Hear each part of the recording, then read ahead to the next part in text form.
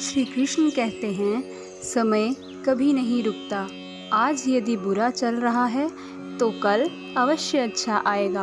आप केवल निस्वार्थ भाव से कर्म कीजिए और वही आपके हाथ में है। मैं पहले की ये बात है, एक प्रसिद्ध ऋषि अपने गुरुकुल में शिष्यों को शिक्षा देते थे।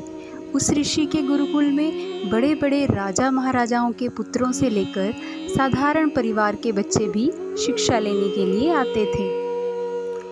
कई सारे वर्षों से शिक्षा प्राप्त कर रहे शिष्यों की शिक्षा आज पूर्ण हो रही थी और इसीलिए सभी उत्साह के साथ अपने अपने घर लौटने की तैयारी कर रहे थे। तभी ऋषि ने सभी को मैदान में एकत्रित होने का आदेश दिया।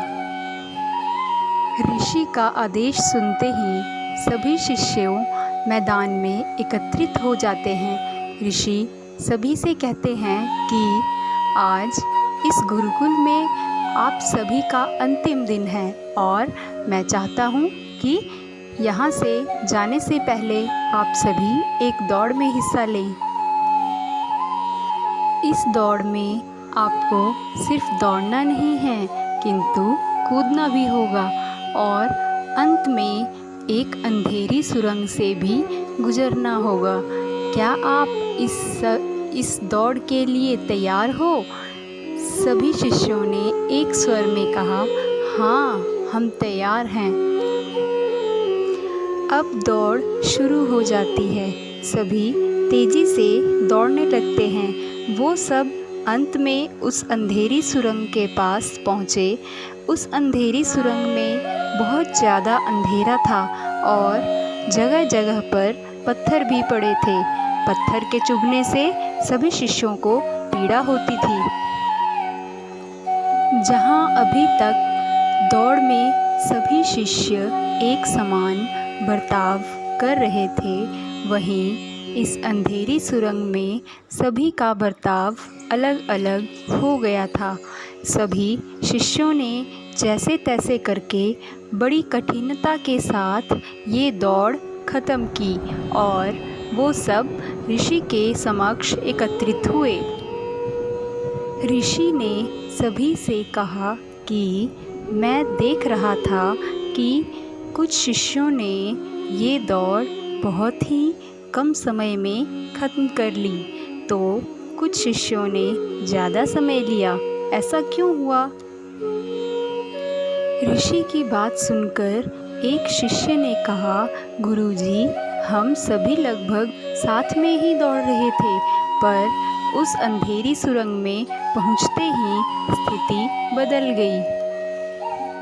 कोई खुद को संभलकर आगे बढ़ रहा था तो कोई दूसरे को धक्का देकर आगे बढ़ रहा था और कुछ लोग तो पैरों में चुभ रहे पत्थरों को उठाकर अपनी जेब में रख रहे थे ताकि दूसरे लोगों को बाद में आगे बढ़ने में पीड़ा ना सहनी पड़े।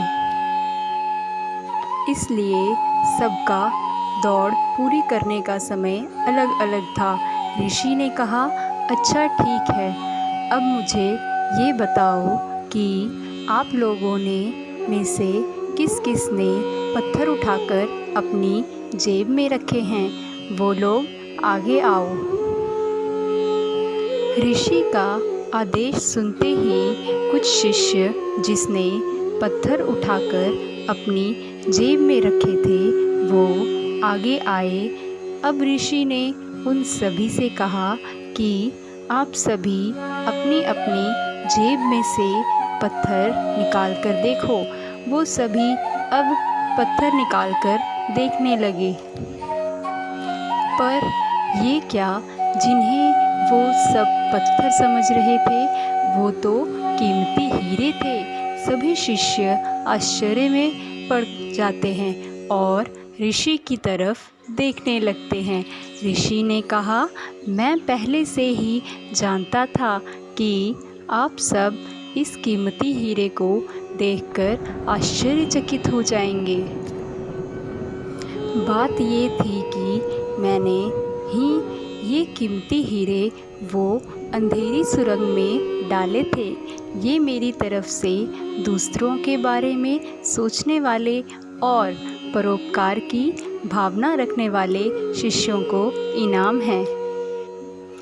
अंत में ऋषि ने सभी को समझाते हुए कहा कि ये दौड़ जीवन की व्यस्तता दर्शाती है, जहाँ पर सभी कुछ न कुछ पाने के लिए भाग रहे हैं, लेकिन अंत में वही सबसे सौभाग्यशाली होता है जो परोपकार की भावना रखकर दूसरों के बारे में सोचता है। जय श्री कृष्णा। राधे राधे।